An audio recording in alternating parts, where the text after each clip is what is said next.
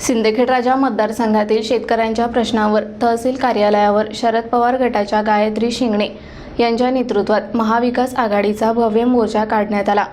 यावरून बुलढाणा जिल्ह्यात काका विरुद्ध पुतणी असे राजकारण होणार आहे हे स्पष्ट झाले आहे।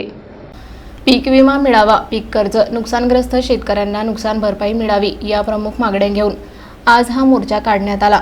गेल्या 25 वर्षांपासून डॉक्टर राजेंद्र शिंगणे हे सिंदखेड राजा मतदारसंघातून आमदार म्हणून निवडून येत आहेत। मात्र अद्यापपर्यंत या सिंदखेड राजा मतदारसंघाचा कुठलाही विकास झाला नाही। हा विकास व्हावा यासाठी डॉक्टर राजेंद्र शिंगणे यांची पुतणी गायत्री शिंगणे यांच्या विरोधात उभी ठाकली असून शरद पवार गटाच्या जिल्ह्याच्या कार्याध्यक्षा गायत्री शिंगणे यांनी या माध्यमातून निवडणुकीचे रणशिंग फुंकले आहे। गायत्री शिंगणे यांचे सख्खे काका अजित पवार गटाचे आमदार राजेंद्र शिंगणे यांच्या विरोधात पुढील काळात राजकारण होणार असल्याचे चित्र यावरून स्पष्ट दिसून येत आहे।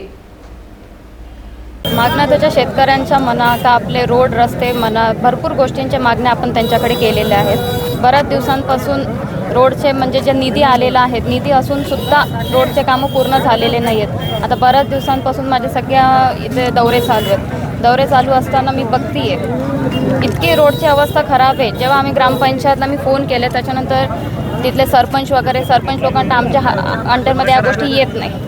आता तसं बघायला गेलं तर ग्रामपंचायत वगैरे यांचंच काम आहे। ते म्हणतात की निधी आलाय, निधी देऊन म्हणे आता ठेकेदार लोकांची गोष्ट करते मी। ठेकेदार लोकांनी कामं घेतलेत पण पूर्ण केलेले नाही आहेत। त्याच्यानंतर 2023 ते 24 पीक विमा म्हणा याचे खात्यात लोकांचे पैसे आलेले नाही आहेत।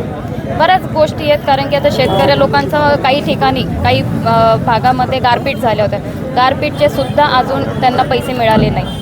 त्याच्यानंतर आता पावसामुळे भरपूरदा नुकसान झाले, 2 का 3दा नुकसान झाले असं मला वाटतं, त्याचे सुद्धा खात्यांमध्ये पैसे आलेले नाही आहेत।